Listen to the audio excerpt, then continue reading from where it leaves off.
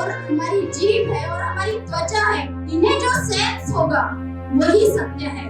जिस महामानव ने हमारे लिए इतना कुछ किया और उसकी मूर्ति इस देश में नहीं लगाई जा रही, उसके विचारों को आप सिर्फ ये मत सोचो कि वो लड़ाई मूर्ति लगाने की है। मूर्ति भले ही वहां ना लगे, कोई फर्क नहीं पड़ता। ये लड़ाई है केवल और केवल विचारों की। कांशीराम साहब ने बोला कि हमें इस मूवमेंट को आगे बढ़ाने के लिए टाइम, टैलेंट और ट्रेजर, ये तीनों चीजों की जरूरत है। तो डॉक्टर बाबा साहब आम्बेडकर ने इसका सॉल्यूशन बताया था कि जाति विहीन समाज की रचना करना है।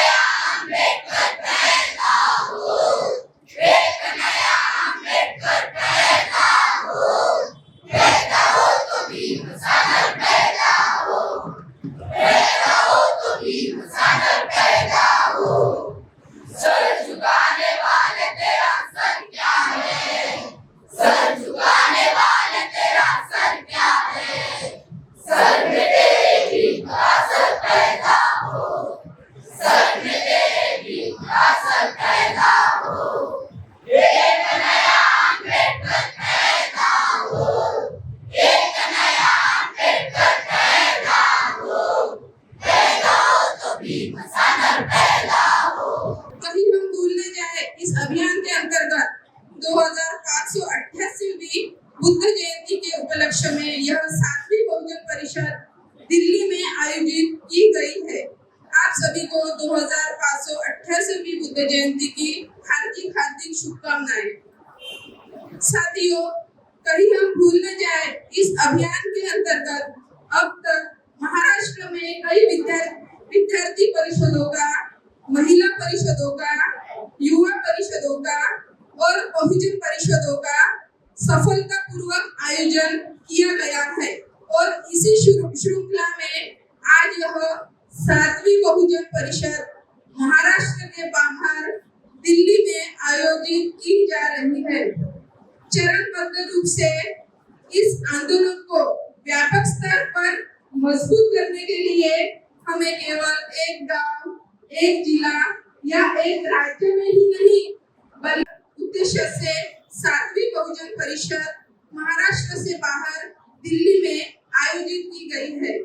इसी परिषद में विभिन्न स्थानों से आए मंच पर उपस्थित मार्गदर्शकगण तो मार्गदर्शन देंगे ही, साथ ही विभिन्न राज्यों और जिलों से आए अनेक प्रतिनिधि भी मार्गदर्शन करेंगे।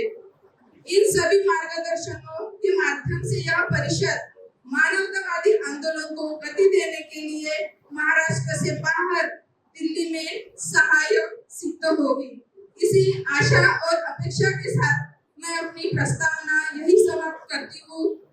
आप सभी को ये बताते हुए अंततः गर्व होता है कि हमने कई भूलने जाए अभियान के अंतर्गत पहले भी कई बहुजन परिषदें, छात्र परिषदें, युवा परिषदें और कई कैडेट कैंप्स का सफलतापूर्वक आयोजन किया है और मानवतावादी आंदोलन को सफलतापूर्वक आगे बढ़ाने में हमारे पथ प्रदर्शक मान्यवर कांशीराम जी साहब कहते हैं कि छोटे संसाधनों का बड़े पैमानों पर इस्तेमाल करके हमें अपना ये मिशन सफल बनाना है। तो आज के इस प्रोग्राम में मैं आगे अपनी बात रखने के लिए माननीय मेघा काड़े मैम को आमंत्रित करती हूँ। सबसे पहले मैं सभी महापुरुषों को और महान महिलाओं को अभिवादन करती हूँ। उपस्थित आप सभी को मेरा मैत्रीपूर्ण जय भीम। आज यहाँ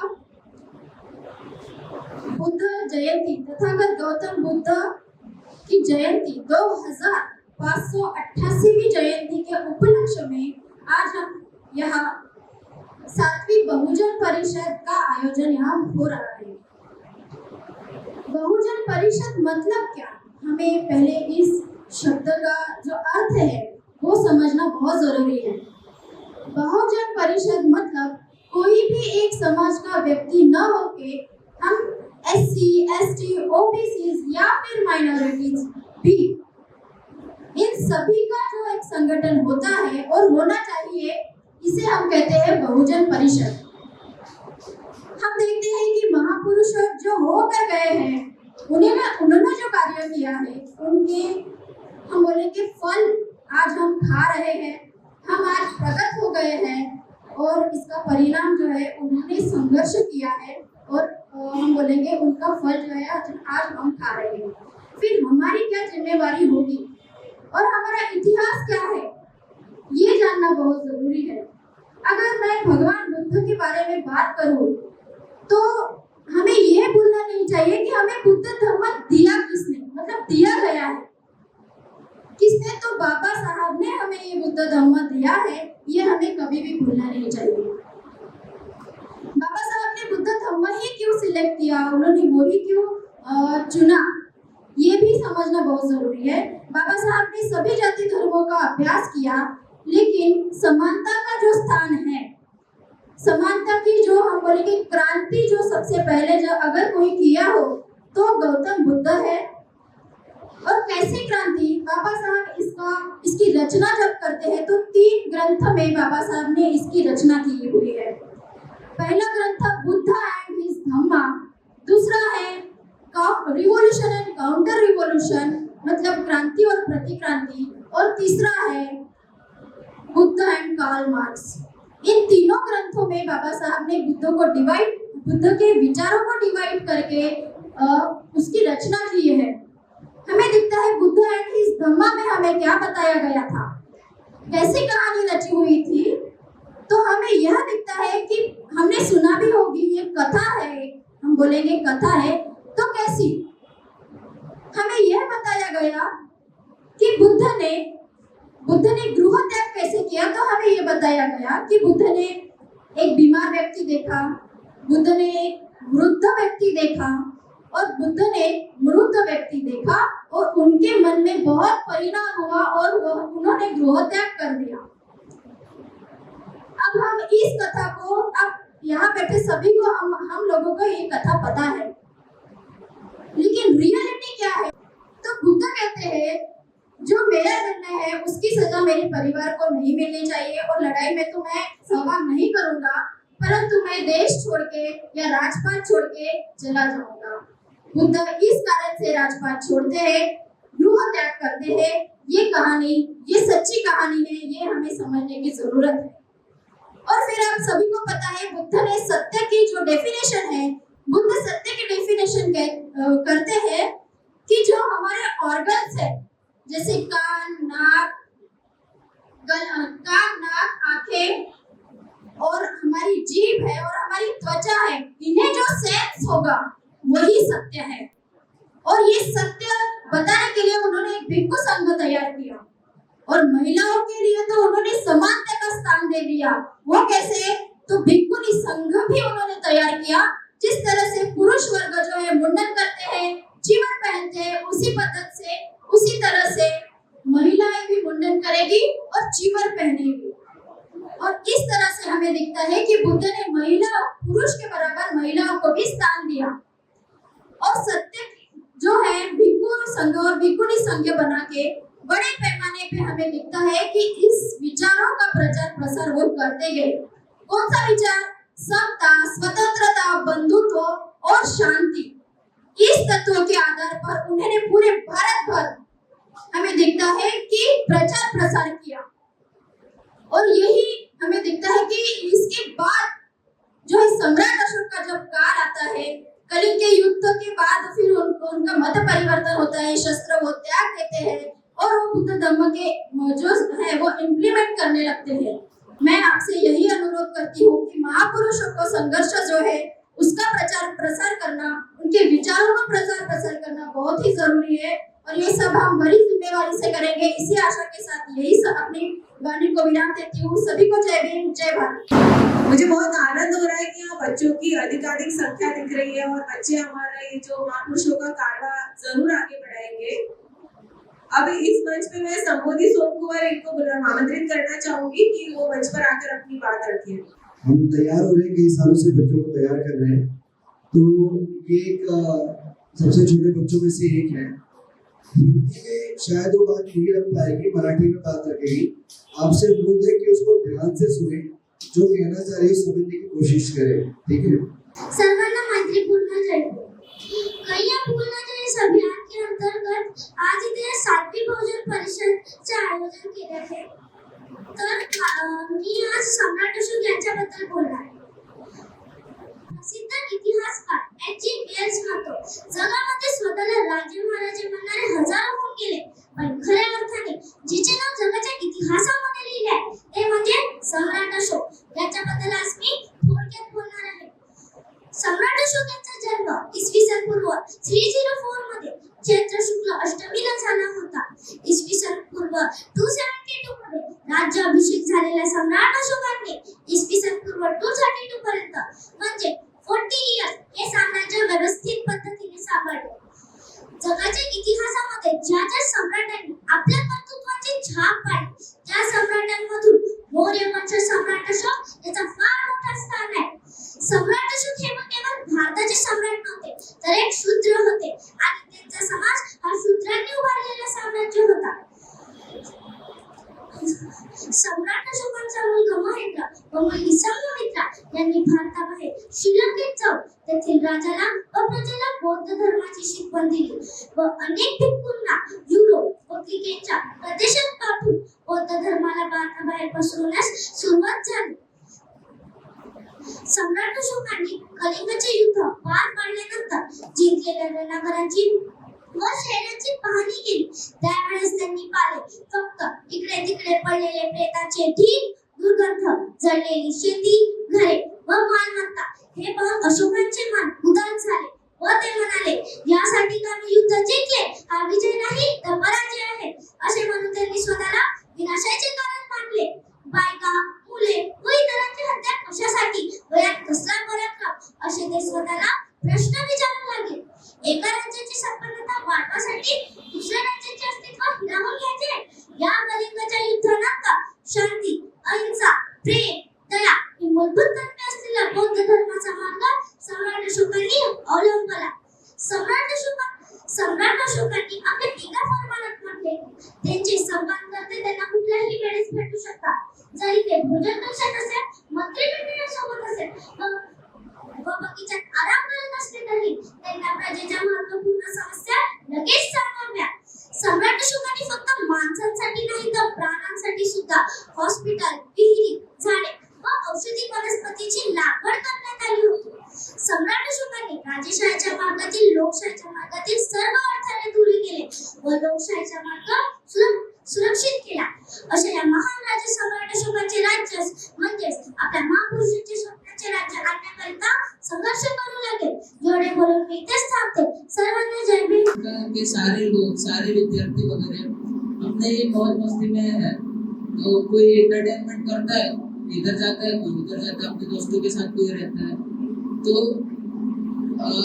मुझे लगता है कि सारे विद्यार्थियों ने पढ़ाई के अपना रूप देखना चाहिए, अपने महापुरुषों की किताबें पढ़नी चाहिए, जिसमें उनकी जो सच्चा इतिहास है, जैसे डॉक्टर बाबा साहेब अम्बेडकर इनके वॉल्यूम में स्पीचेस वगैरह उसमें बहुत सारे कुछ कोट्स वगैरह जो को मतलब, तो जिस प्रकार हम देखते हैं कांशीराम साहब ने ये भी कहा था कि भाई अध्ययन मकसद ना बनकर रह जाए, अध्ययन भी किसी मकसद के लिए होना चाहिए। और हम अगर पढ़ाई करते हैं तो फिर सिर्फ अपना करियर बनाने के लिए नहीं करना चाहिए, हमें बस अपनी पढ़ाई मूवमेंट को आगे बढ़ाने और उसकी गति को आगे स्पीड लाने के लिए हमें अपने मूवमेंट का कार्य करना चाहिए। बाबा साहब अम्बेडकर शिक्षा के बारे में ऐसा कहते हैं कि शिक्षण ये दो-धारी तलवार है, जिससे हम किसी की जान बचाने और हम किसी की जान देने के लिए हम उसका उपयोग कर सकते हैं। इतना बोलकर मैं ये रुकता हूँ। धन्यवाद। जय हिंद।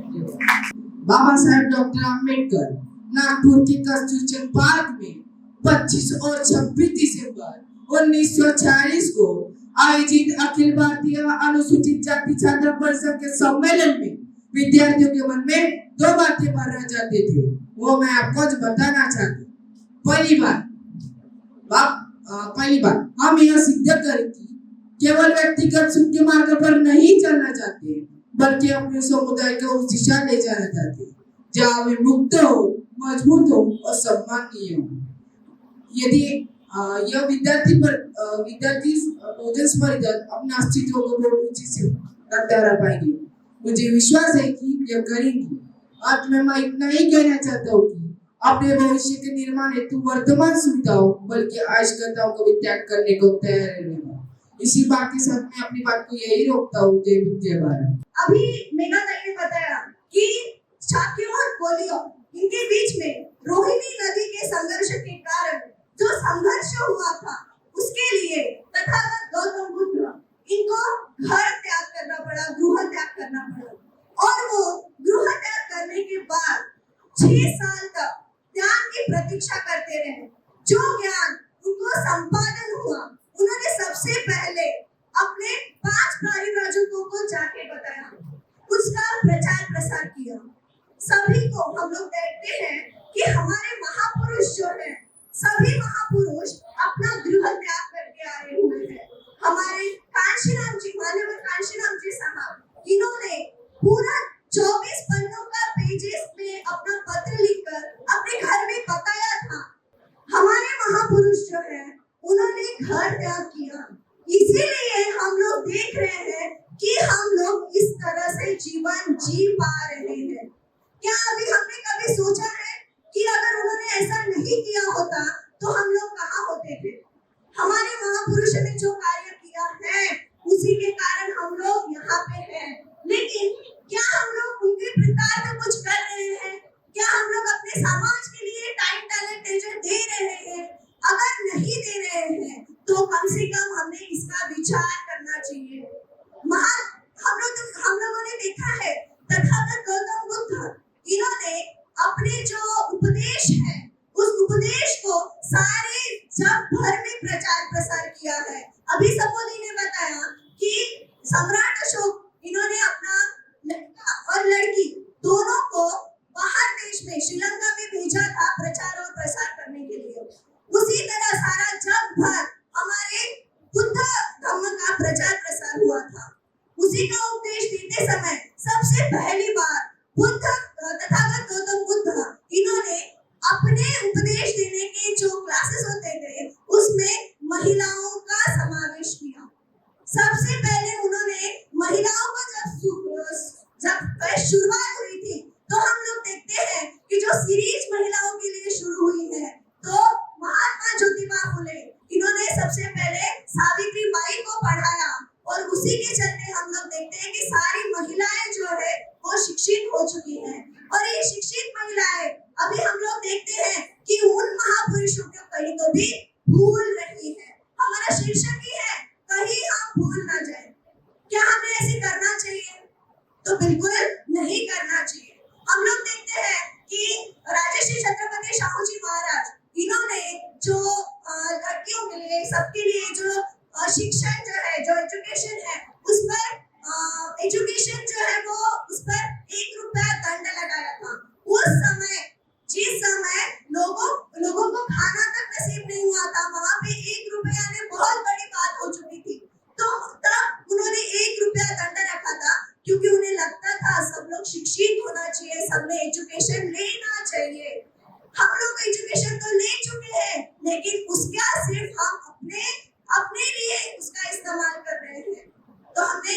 सोचना चाहिए कि हमें समाज के लिए क्या करना चाहिए। हम लोग देखते हैं डॉक्टर बाबा साहेब आंबेडकर कहते थे, स्त्रियांच्या संघटनेवर विश्वास ठेवणारा मी फार मोठा विश्वास ठेवणारा मी माणूस आहे। इस कोर्ट के अंतर्गत नागपुर में कहा था कोर्ट बाबा साहब ने कि महिला अगर शिक्षित होगी, महिला के अगर संगठन तैयार होंगे तो कहीं जाके हमारा समाज जो है वो बढ़ सकता है। और उसी के वजह से हम लोग देखते हैं कि कहीं हम भूल ना जाए, इस अभियान के अंतर्गत हम लोगों ने मंगलवार और बुधवार इन दोनों दिन महिलाओं की ऑनलाइन मीटिंग आयोजित की रखी है। अभी उस मीटिंग को आसपास 3 साल होने को आ रहे हैं और उसी का रिजल्ट है, हम जो महिलाएं आपको दिख रही है बातें करते हुए, वो इसी का रिजल्ट है कि हम लोग अब किस तरह से तैयार हो चुकी है।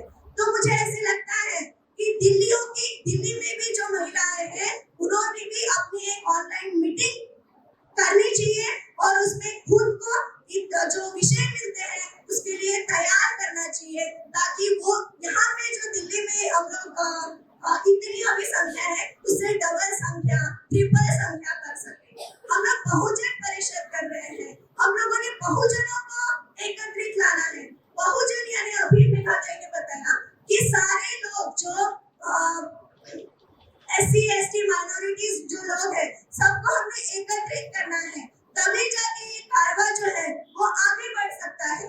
ये कारवा जो डॉक्टर बाबा साहेब आंबेडकर ने यहाँ तक लाया था वो कहीं तो भी पीछे जाते हुए हमको दिख रहा है। वो अगर कारवा हमें यहाँ तक लाना है तो इस तरह की परिषदें हमने करनी है, इस लोगों को जोड़ना है, काम करना है। तथागत गौतम बुद्ध कहते थे अंतदीप भव, खुद स्वयं प्रकाशित हो। स्वयं प्रकाशित होना यानी क्या? कोई भी बात करनी हो तो खुद से स्टार्ट करो। अगर कोई नहीं कर रहा है तो उसे छोड़ दो।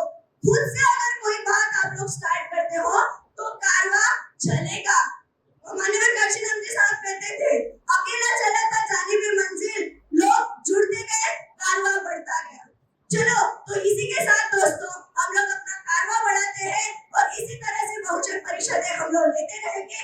यही पे अपनी बात रखती हूँ, विराम करती हूँ। सभी को जय भीम।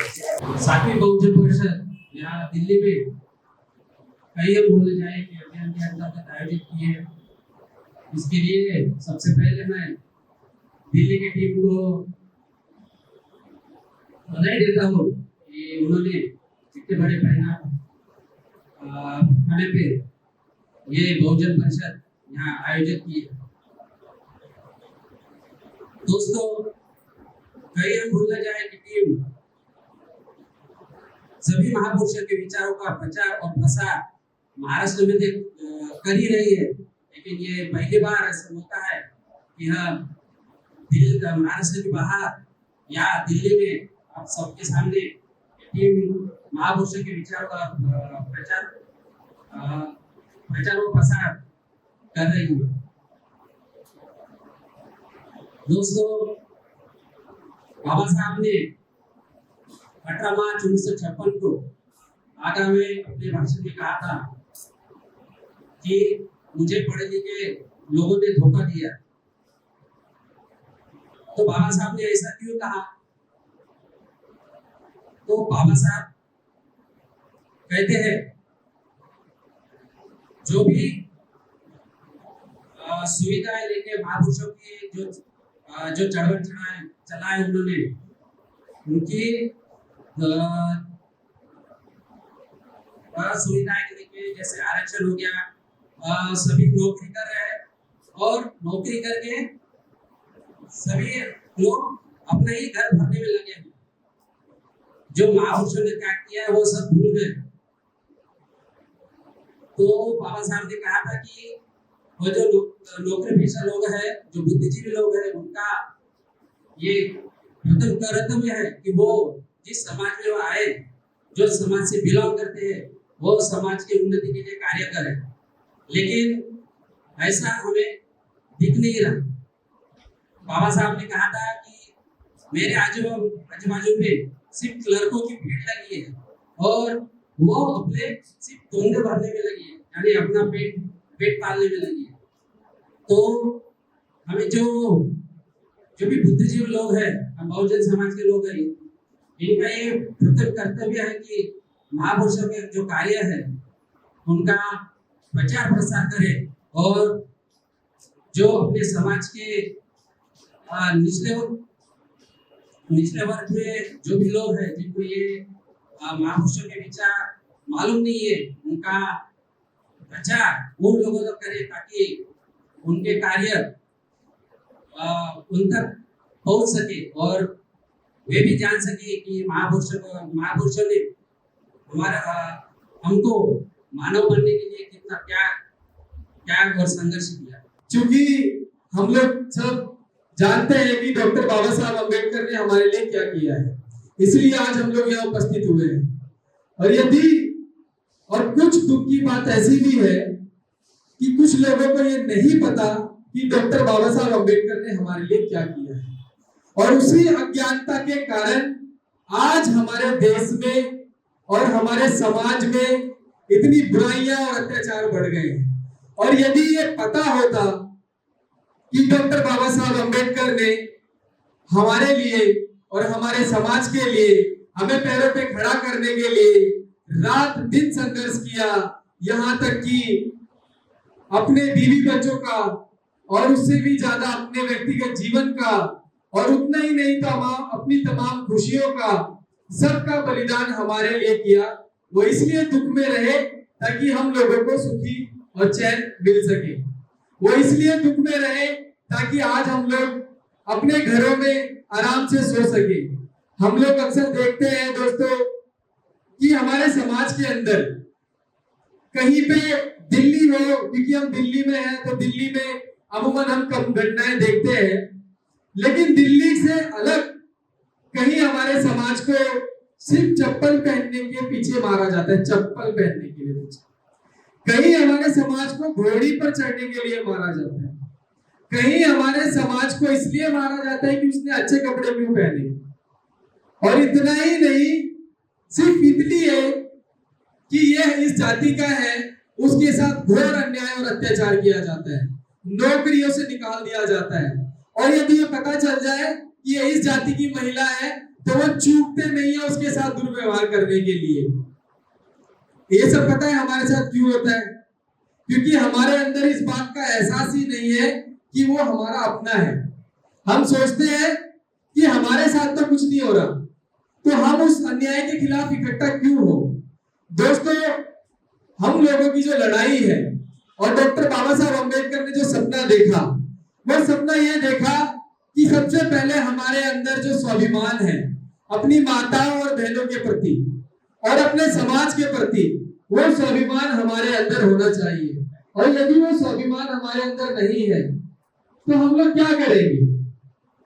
दोस्तों, हमें अपने मन में, अपने दिमाग में, अपने खून में, ये खून है ना, इसमें भी थोड़ी गरमाई लानी पड़ेगी, क्योंकि हम लोग जो है ना मुरझे हुए हो गए। मुरझा हुआ फूल होता है ना, फूल पत्ते मुरझे हुए, वैसे ही हमारे चेहरे भी मुरझा जाते हैं, हमारा काम भी मुरझा जाता है, हमारी दिनचर्या भी मुरझा जाती है।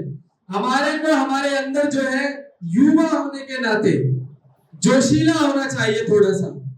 तब मैं तुमसे कहता हूं कि वो खून का हो किस मतलब का जिसमें उबाल का नाम नहीं, एकदम ठंडा, मतलब युवा क्या एकदम ठंडा पड़ा, कोई मतलब नहीं। अरे हमें देखो, आप लोगों को भी पता है बाबा साहब की मूर्ति पार्लियामेंट हाउस से हटा दी गई। हमारे को कुछ एहसास हुआ इस बात का? अभी आप लोगों को देखो, ग्वालियर में बाबा साहब की स्टैचू के लिए 2 पंडित ब्राह्मणों ने ये बोला कि यहाँ मूर्ति नहीं लगेगी और मूर्ति लाओगे तो क्षतिग्रस्त कर देंगे, और क्षतिग्रस्त नहीं कर देंगे तो कूड़े में डाल देंगे, इतना तक उन्होंने कहा। और बोला किसी की हिम्मत है तो लगा के दिखाओ। हमारा स्वाभिमान, जिस महामानव ने हमारे लिए इतना कुछ किया और उसकी मूर्ति इस देश में नहीं लगाई जा रही, उसके विचारों को आप सिर्फ ये मत सोचो कि वो लड़ाई मूर्ति लगाने की है। मूर्ति भले ही वहां ना लगे, कोई फर्क नहीं पड़ता। ये लड़ाई है केवल और केवल विचारों की। एक विचार वो जो इस समाज में हत्यारा विचार, जो लोगों की हत्याएं करता है, लोगों के मान सम्मान से खेलता है, और एक विचार वो जो समाज में करुणा, और बंधुभाव पैदा करता है। तो इन लोगों को इस बात की परेशानी है कि ये जो डॉक्टर बाबा साहब अम्बेडकर की मूर्ति लगेगी तो लोग पूछेंगे कि ये किसकी मूर्ति है, और जब लोग पूछेंगे ये किसकी मूर्ति है तो ये भी बताना पड़ेगा कि इस आदमी का योगदान क्या था, फिर ये भी बताना पड़ेगा कि भारत का इतिहास क्या था, फिर ये भी बताना पड़ेगा कि इस देश में अन्याय पूर्वक विषमतावादी लोगों ने इस देश में हजारों शोषितों वंचितों के साथ अन्याय किया, ये भी बताना पड़ेगा। और ये भी बताना पड़ेगा कि इस देश में जिन लोगों को आपने मौका नहीं दिया, जिन लोगों को आपने कभी स्कूल में नहीं बैठने दिया, तो जब मौका मिला तो इन लोगों ने इस देश का संविधान तक लिख दिया दोस्तों, जब मौका मिला। ये सब बताना पड़ेगा, इसलिए उनके अंदर, उनके मन में डर है, और वो डर बाबा साहब के विचारों से है। और सिर्फ विचारों से नहीं, बाबा साहब से नहीं, इनको डर इस बात से भी है कि ये देश बुद्ध की रास्ते पे ना निकल जाए। अगर ये देश बुद्ध के रास्ते पे निकल गया तो इस देश के अंदर न्यायपूर्ण बात होगी, सम्मानपूर्ण बात होगी, सारे संघर्ष जो है समाप्त हो जाएंगे, इंसान इंसान में भाईचारा होगा। लेकिन इनकी पूरी प्लानिंग और पूरी तरीके से रणनीति है कि इस देश के अंदर जो है असमानता, विषमता ये फैलाकर रखें। दोस्तों, हमें संघर्ष करना होगा, और संघर्ष करना होगा अपने आत्म सम्मान के लिए, अपनी बहनों, अपनी माताओं और भाइयों के सम्मान के लिए। हमें संघर्ष करना होगा आजादी के लिए, जिस आजादी को हमसे छीना गया और हमारी जमीनें छीनी गई, हमें बोलने तक का अधिकार नहीं था, वो जो सब कुछ छीना गया वो सब हमें ब्याज के साथ वापस चाहिए। जो भी हमारे पास है, सब कुछ तो हमारे पास नहीं है, लेकिन जितना हमारे पास है हम उतना दे सके। और एक एक बच्चे को, एक एक समाज को और एक एक घर को हमें डॉक्टर बाबा साहब अम्बेडकर के मिशन के लिए तैयार करना है। और जब वो तैयार हो जाएंगे तो इस देश के अंदर जय भीम का उद्घोष बहुत तेजी से और बहुत जोरों शोरों से चलेगा। दोस्तों, मैं अपनी बात को यही विराम देता हूँ। सभी सम्मानित साथियों ने मुझे प्रेमपूर्ण ध्यान से सुना, मैं आप लोगों का सम्मान करता हूँ। जय भीम।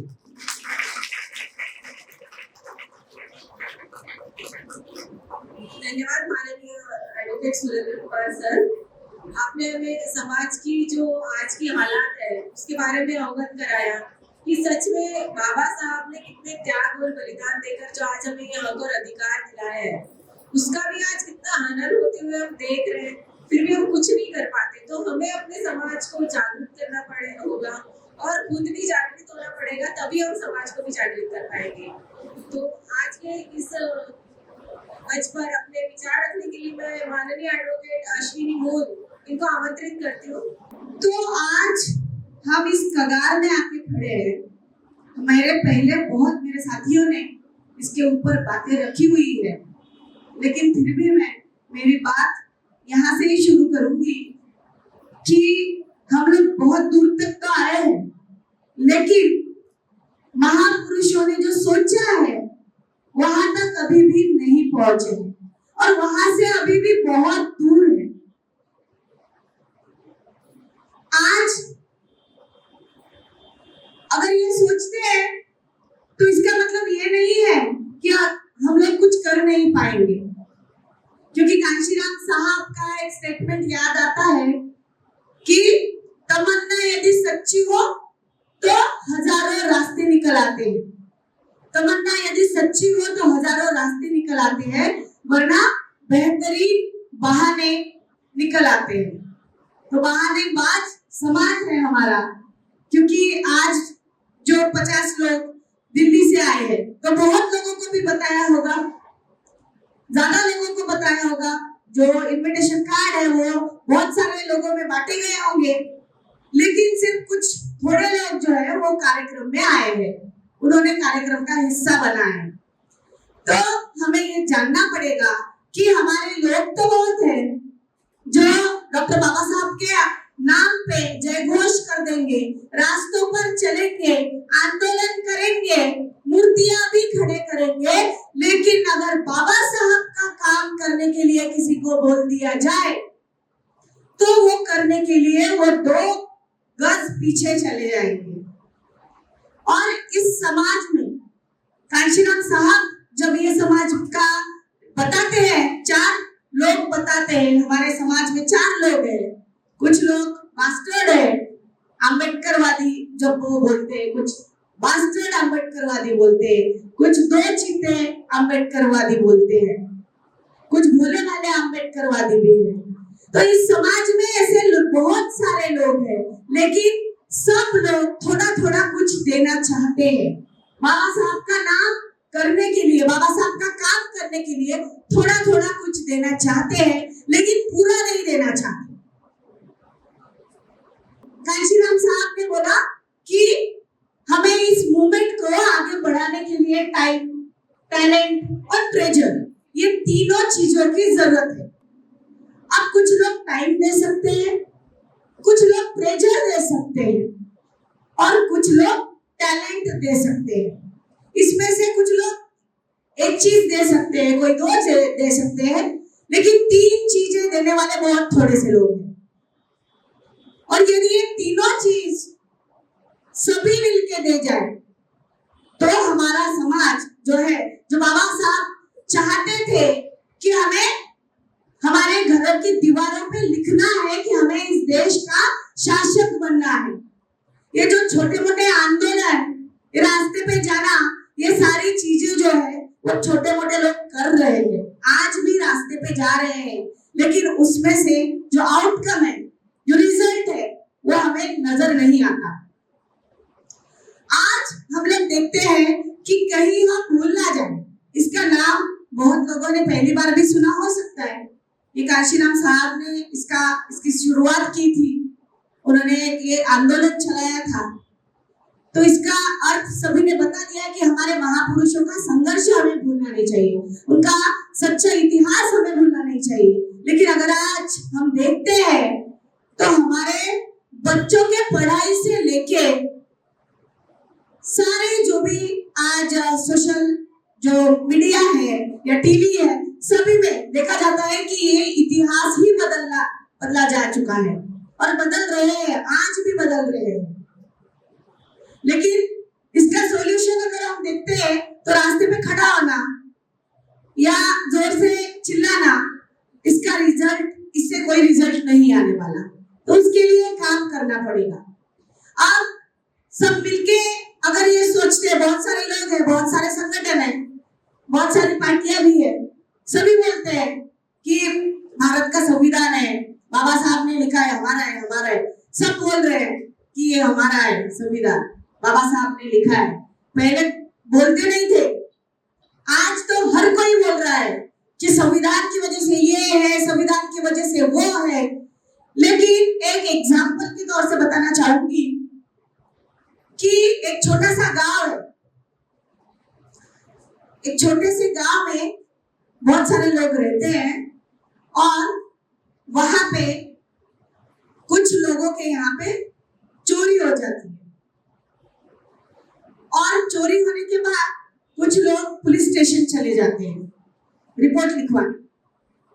जब वो रिपोर्ट लिखवाने जाते हैं तो वहां पे जिन लोगों ने चोरी की थी, उन्हीं लोगों ने अपना ड्रेस बदलकर, जो पुलिस का ड्रेस है वो बदलकर वो वहां पे बैठे हुए हैं, और जिनके यहाँ पे चोरी हुई है वो वहां पे अपनी तकरार देने के लिए गए हैं। तो मुझे आप बताओ कि जिनका वो प्रॉब्लम था कि उनके यहाँ पे चोरी हुई है, कुछ सामान चला गया, क्या बैठे हुए जो लोग हैं वहां पे पुलिस चौकी में, वो लोग उनका सामान वापस कर देंगे? कर ही नहीं सकते, क्योंकि चोरी उन्होंने की है। तो आज सीधा सीधा हम ये देख सकते हैं कि ये जो देश है ये कुछ लोगों के हाथ में रखा हुआ है, वो देश चला रहे हैं।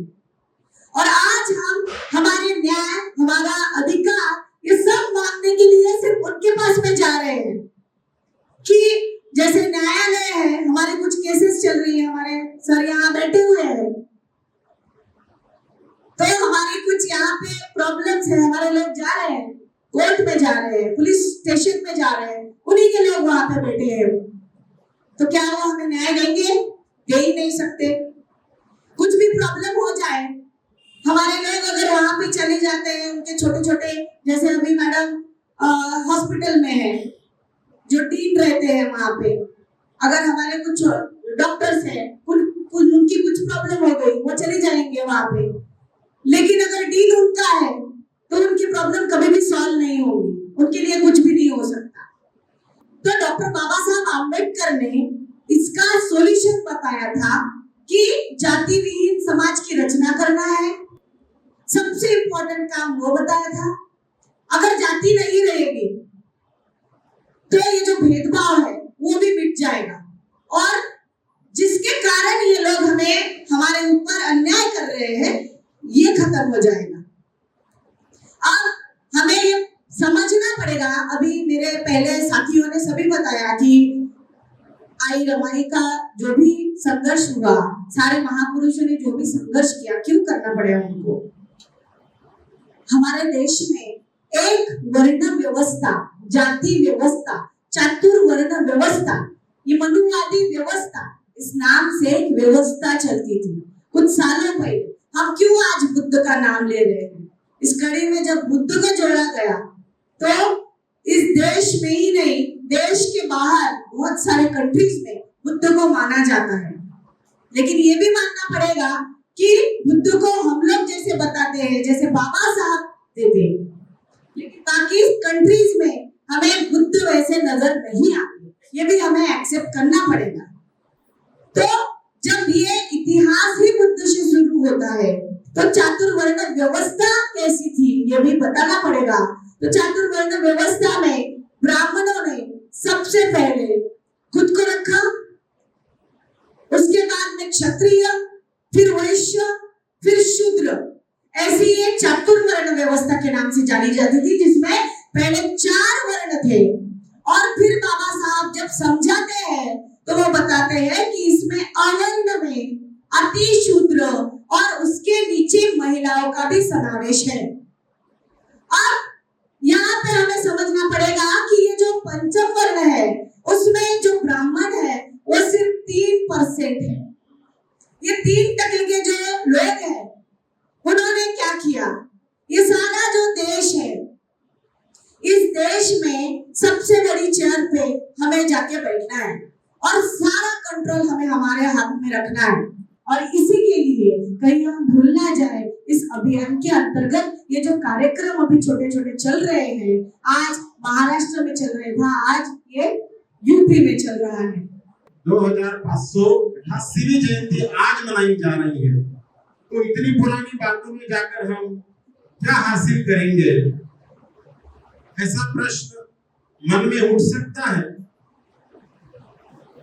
लेकिन इसी दिल्ली में बाबा साहब ने 23 जून 1956 को बुद्ध जयंती मनाई थी अलीपुर रोड पर, जो बाबा साहब का निवास स्थान है, जो अभी मेमोरियल बन चुका है।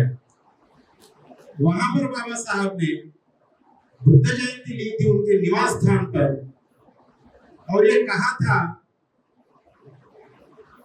कि बुद्ध इतने पुराने हैं, उनका आंदोलन इतना पुराना है, फिर भी आज हम उनकी जयंती मना रहे हैं। तो ये इसका द्योतक है, ये इसका प्रतीक है कि अभी भी बुद्ध की विचारधारा जीवित हो सकती है, आज भी उनकी विचारधारा उतनी ही प्रभावशाली है।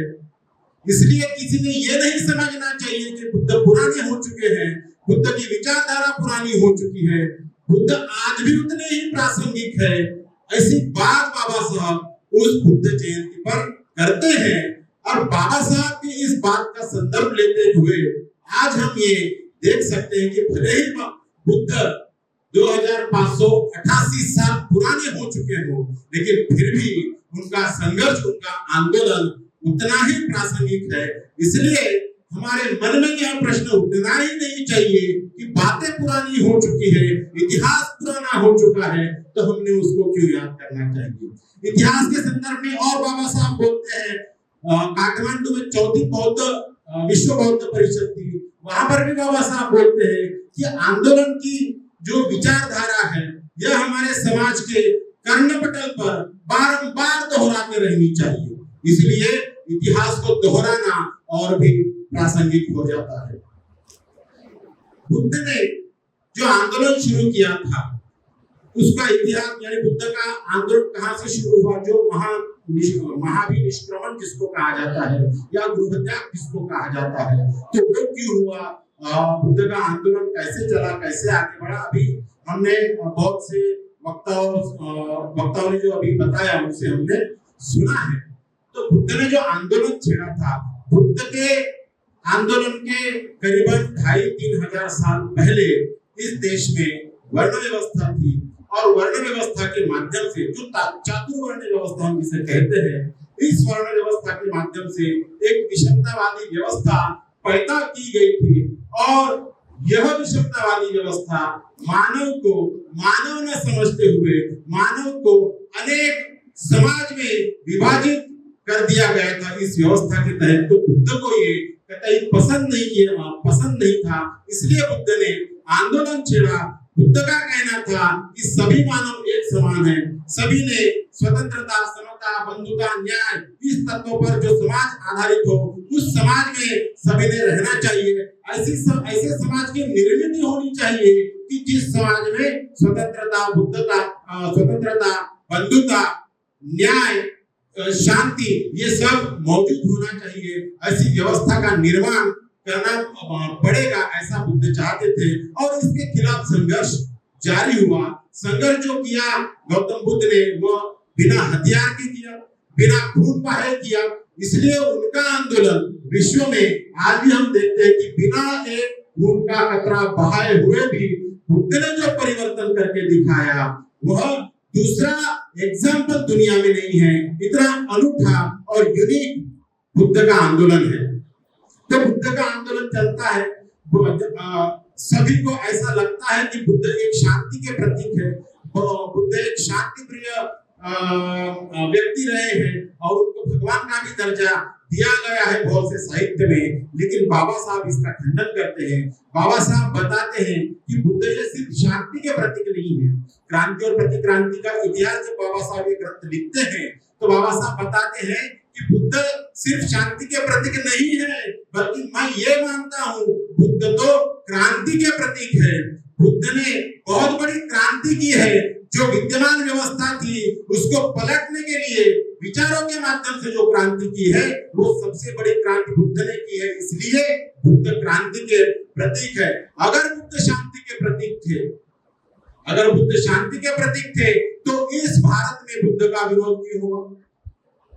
इस भारतीय समाज व्यवस्था में कोई अगर शांति से आंदोलन चला रहा है, कोई समाज में एजुटेशन नहीं कर रहा है, कोई समाज को आंदोलित नहीं कर रहा है, तो उसका विरोध नहीं होता है। जब कोई क्रांतिकारक कोई घटना होती है तो विरोध होता है, जब क्रांतिकारक घटना नहीं होती है तब विरोध नहीं होता है। इसका मतलब यह है कि बुद्ध ने जो आंदोलन चलाया वो सिर्फ शांति को लेकर नहीं, तो क्रांति को लेकर उन्होंने आंदोलन चलाया, इसलिए बुद्ध का विरोध हुआ। बुद्ध का विरोध हम देखते हैं कि जो रामायण है उसमें भी बुद्ध का विरोध किया गया। रामायण में एक श्लोक लिखा गया, वो श्लोक ऐसा है कि यथा ही चोरः स तथा ही बुद्ध तथागतं नास्तिक मत्र विद्धि तस्माद्धि यह शक्यतमः प्रजानां स नास्तिके नाभिमुखो बुद्धः स्यात्। अयोध्या कांड सर्ग 110वें सर्ग में और श्लोक 34 इसमें ऐसा लिखा गया है, ये रामायण की ये उपज है। अगर बुद्ध सिर्फ शांति के प्रतीक होते तो बुद्ध का विरोध रामायण में नहीं होता, और रामायण में ये इसका अर्थ ये है कि जैसे चोर दंडनीय होता है, इसी प्रकार बुद्ध भी दंडनीय है। तथागत और नास्तिक को भी इसी कोटि में, यानी इसी क्रम में, इसी श्रेणी में समझना चाहिए। इसलिए नास्तिक को दंड दिलाया जा सके तो जैसे चोर को दंड देते हैं उसी समान इस हद तक बुद्ध का विरोध किया गया है।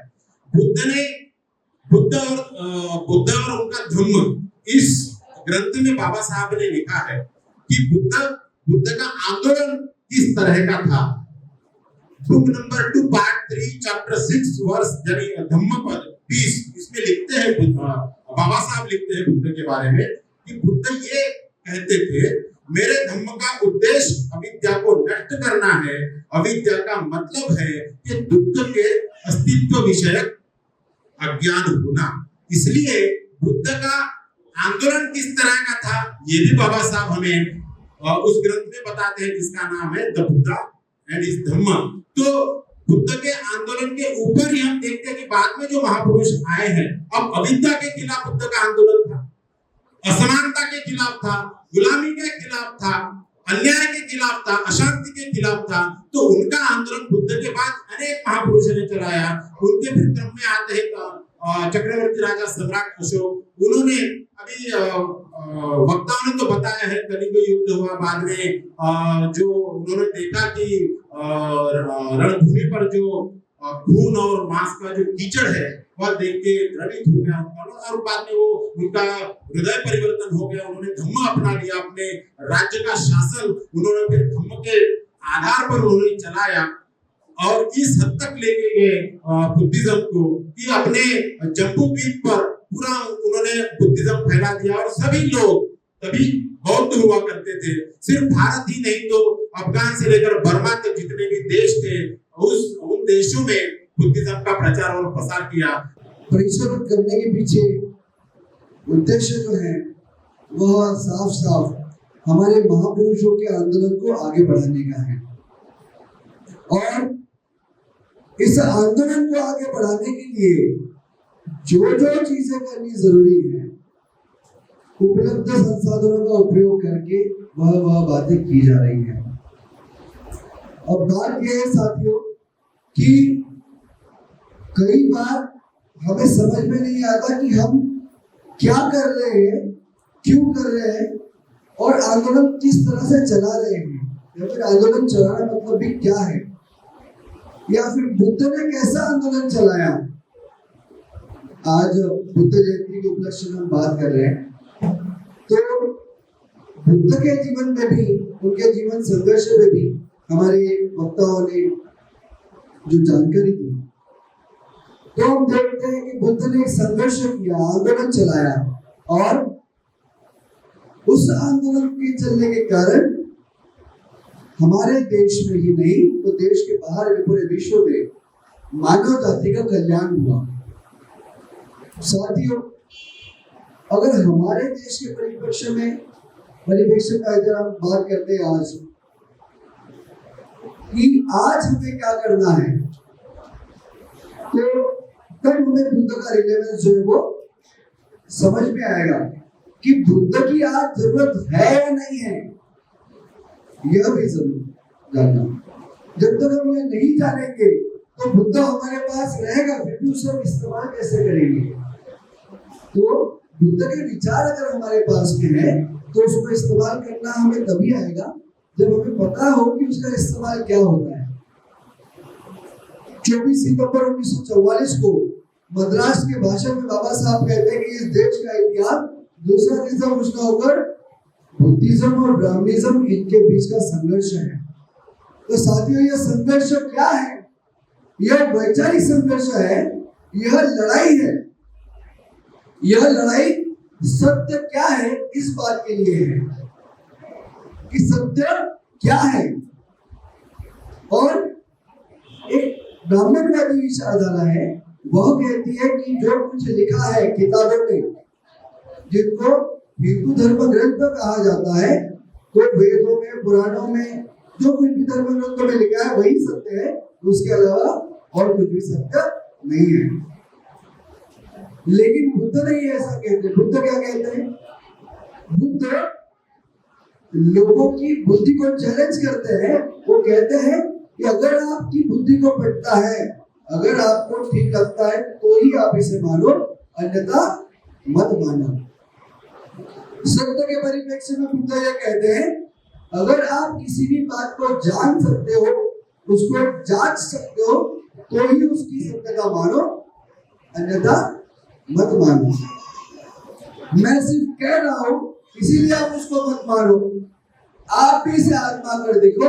अगर आपको यदि यह सत्य लग रहा है, सच लग रहा है, तो आप उसे मानो, अन्यथा मत मानो। यह बात भी साफ साफ बुद्ध ने कही। हम सबने पीके मूवी देखी होगी। ऐसे कौन है जिन्होंने पीके मूवी नहीं देखी? एक दो ये मतलब पीके मूवी नहीं, मूवी का नाम पीके। तो पीके मूवी में एक सीन है कि वो आमिर खान वो चंदा देता है यहाँ वहाँ मंदिरों में, और उसका वो गोला पे जाने का गुम हो जाती चाबी। तो कौन लौटाएगा? तो भगवान लौटाएगा, है ना, भगवान लौटाएगा। तो बहुत घूमता है भगवान को ढूंढते रहता है।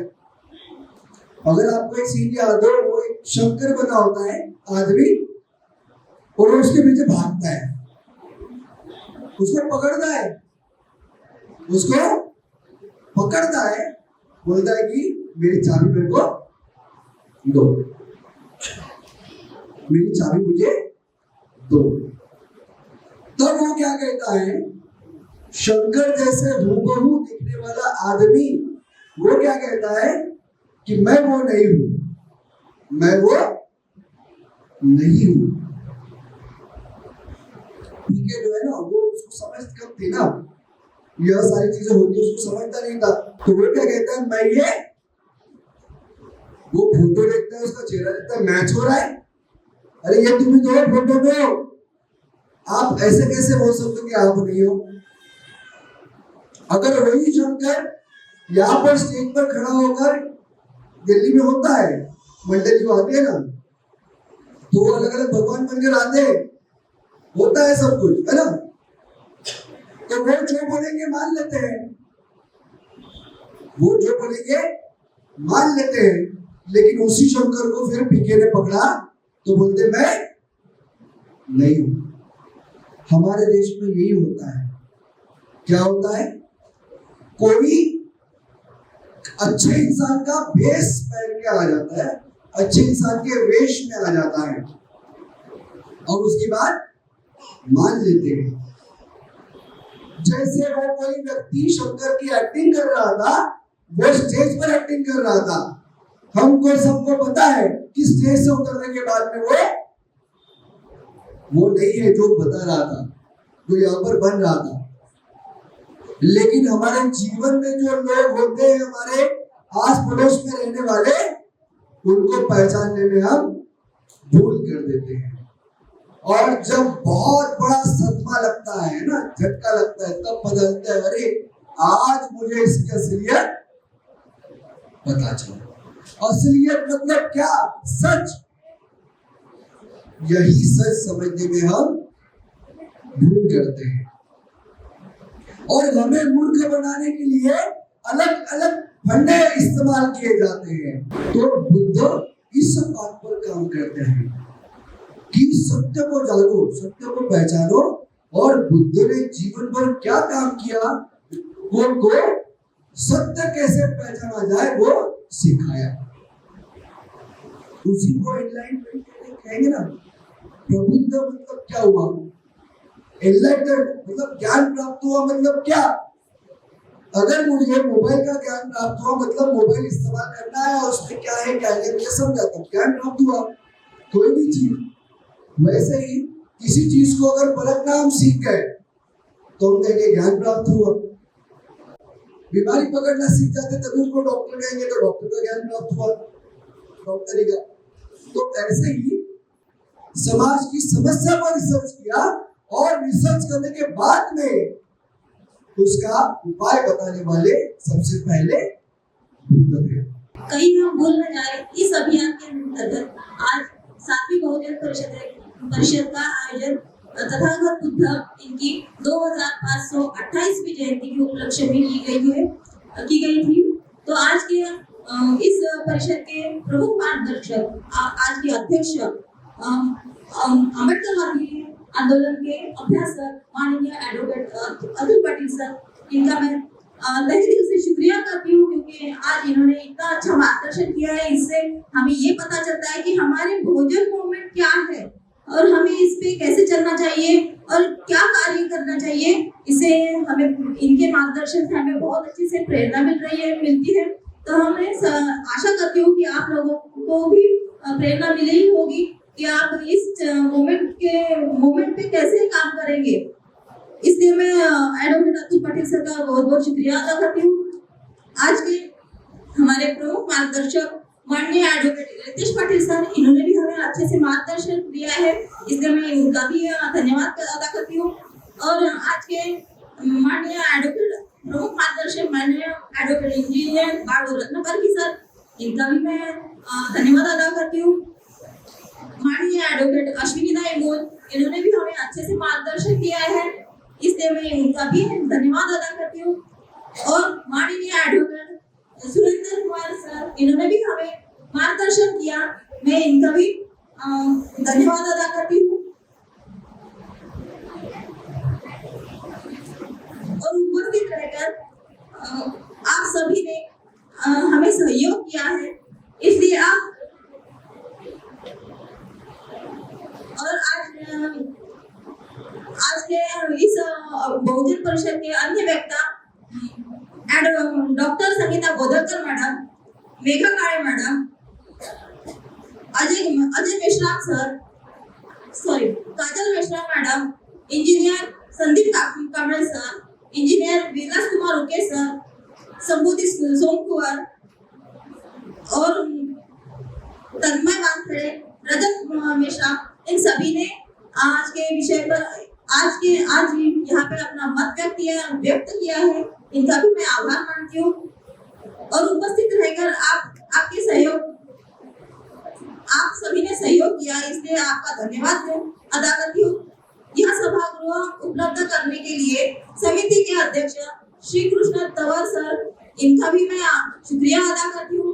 इस कार्यक्रम को डेकोरेशन जो उपलब्ध करके दिया है ट्रस्ट हाउस, इनका भी मैं कुलदीप टेंट हाउस, इन्होंने सहकार्य किया है, इनका भी मैं धन्यवाद अदा करती हूँ। इस कार्यक्रम का एडवर्टाइजमेंट आवाज इंडिया टीवी पर किया है और कार्यक्रम का प्रसारण भी करने वाले हैं, इसलिए मैं इनका भी धन्यवाद अदा करती हूँ। इस कार्यक्रम के फोटोग्राफर माननीय अमर पाटिल सर और video photographer Prabhakar Gajbhiye sir, इनका भी मैं धन्यवाद अदा करती हूँ। इस कार्यक्रम का सूत्र संचालन माननीय प्राजक्ता मैडम दहाट, एक प्रस्तावना इंजीनियर जयश्री रत्नपांडे मैडम, इन्होंने किया, इसलिए मैं इनका भी धन्यवाद अदा करती हूँ। इस सातवीं बहुजन परिषद के अभियान, इस सातवीं बहुजन परिषद को कामयाब बनाने के लिए जिन लोगों ने हमें सहकार्य किया और जिनका सहकार्य हुआ, इन सभी का मैं धन्यवाद अदा करती हूँ। और अध्यक्ष की अनुमति से आज की ये बहुजन परिषद यही समाप्त होती है, ऐसा घोषित करती हूँ। जय हिंद, जय भारत।